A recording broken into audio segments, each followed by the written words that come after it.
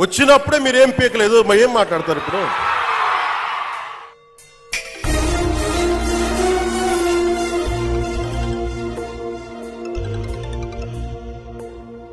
Hello sir నమస్కారం, నేను councillor పాపారావుని మాట్లాడుతున్నా.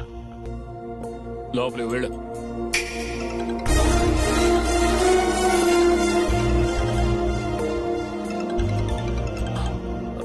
హలో సార్,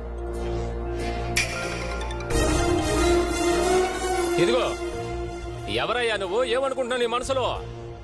కొత్తగా వస్తే ఎవరు ఏంటని నువ్వు విచారించవా? సార్ అది కాదు సార్, ప్రాబ్లం అయింది. ఫోన్ ఈశ్వర్కి ఇవ్వు. ఇదిగో ఇస్తున్నాను సార్. సార్ డిఎస్పీ మీతో మాట్లాడాలట. హలో, ఏంటి ఈశ్వరా, నువ్వు ఎవరు ఏంటని వివరం చెప్పుండొచ్చు కదా. మరో 30 సంవత్సరాలు ఏళ్తామని కూడా ఈ సందర్భంగా కూడా మరి గట్టిగా కూడా చెప్తాను.